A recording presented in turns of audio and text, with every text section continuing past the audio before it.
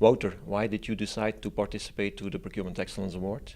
Well, first of all, procurement at ACFA is a relatively young discipline. We've been organized in a different way since a couple of years.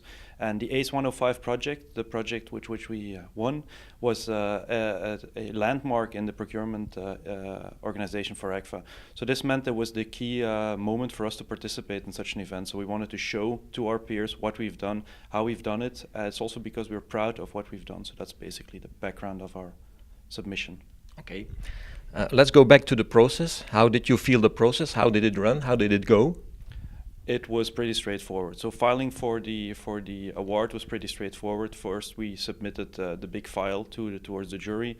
It took a number of iterations, of course, because also internally you need to align with corporate communications and all the stakeholders. But from the VIB side, passion side, everything went very smooth. Nice to hear. And if you look back to the process, what was the most interesting over the entire process? To me, the most interesting part was, of course, building the dossier, because that means you have to rethink everything you did. But then something I have to pinpoint also is the visit of the jury. So we were expecting two people who were coming there to judge us already, but they really acted as advocates. They helped us in further fine-tuning our presentation. They showed us where it could use a little more gravy and which areas we should focus on more than the rest. So the visit of the juries was very helpful in the end in building the final presentation. And then, of course, the event. You get a beautiful venue, you get a big audience, and a nice stage on which you can perform. So that's, to me, a very nice setting and a very nice added value. On average, how much time and effort did you put into the entire, how do you say, process? Well, that's a difficult question because of the iterative process, but I think about twice as much as I originally anticipated, but it's still very feasible. We did it all on top of our day jobs, and I must say I got a lot more out of it than I had to put into it. So. Okay. And looking at the recognition, how was the recognition internally in your company and also externally?